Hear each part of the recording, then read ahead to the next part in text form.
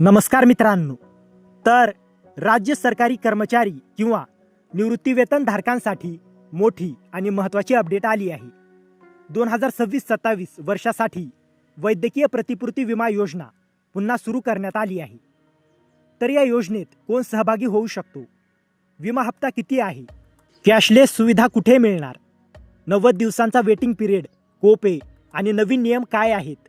ही सर्व माहिती आजच्या व्हिडिओमध्ये अगदी सोप्या भाषेत जाणून घेऊया. तर 14 जुलै 2026 रोजी वित्त विभागाने शासन निर्णय जारी केला आहे. या GR नुसार 25 जुलै 2026 ते 24 जुलै 2027 या कालावधीसाठी वैद्यकीय प्रतिपूर्ती विमा योजनेचे नूतनीकरण मंजूर करण्यात आले आहे. तर कोण पात्र आहेत? तर या योजनेमध्ये सहभागी होऊ शकतात कार्यरत राज्य सरकारी अधिकारी, कर्मचारी, अखिल भारतीय सेवेतील अधिकारी, निवृत्त अधिकारी, निवृत्ती वेतनधारक. ही योजना ऐच्छिक आहे. इच्छुकांनी वार्षिक विमा हप्ता भरून सहभागी व्हावे लागेल.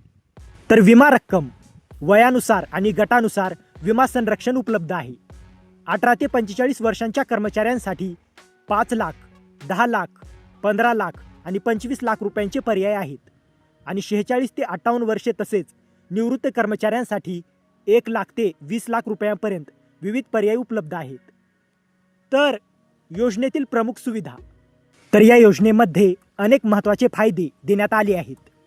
कॅशलेस उपचार, ICU खर्च, ऑपरेशन खर्च, औषधांचा खर्च, 60 दिवस प्री हॉस्पिटलायझेशन, 90 दिवस पोस्ट हॉस्पिटलायझेशन, आयुष उपचार, मातृत्व लाभ, नवजात बाळासाठी संरक्षण, health checkup, air ambulance, road ambulance, organ transplant खर्च, अशा अनेक सुविधा या योजनेमध्ये समाविष्ट आहेत. तर महत्त्वाचे नियम. तर जर एखादा नवीन सदस्य योजनेत सहभागी होत असेल तर 90 दिवसांचा वेटिंग पिरियड असेल. काही विशिष्ट आजारांसाठी 18 महिन्यांचा वेटिंग पिरियड लागू असेल आणि त्या आजारांवर 20% कोपे लागू राहील. तर नूतनीकरण.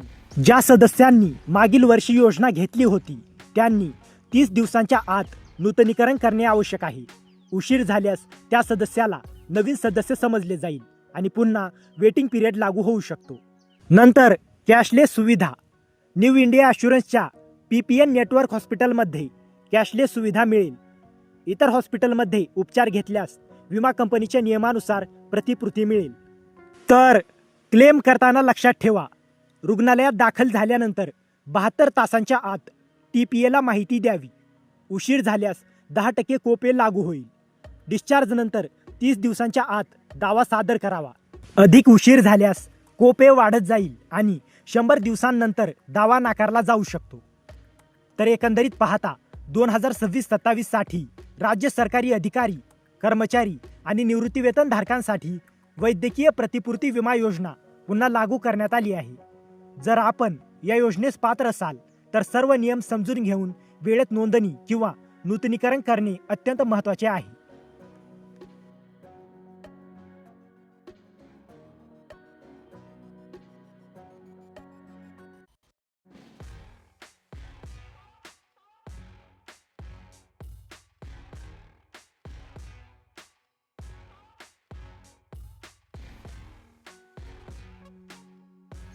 तर मित्रांनो, जर तुम्हाला या GRची PDF हवी असेल तर डिस्क्रिप्शनमध्ये आपल्या टेलिग्राम चॅनेलची लिंक दिलेली आहे.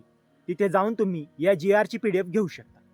आणि हा व्हिडिओ उपयुक्त वाटला असेल तर व्हिडिओला लाईक करा, शेअर करा आणि अशाच महत्त्वाच्या GR अपडेटसाठी आपल्या चॅनलला सबस्क्राईब करा. तर मित्रांनो, भेटूया अशाच एका महत्त्वाच्या पुढच्या व्हिडिओमध्ये. जय हिंद, जय महाराष्ट्र.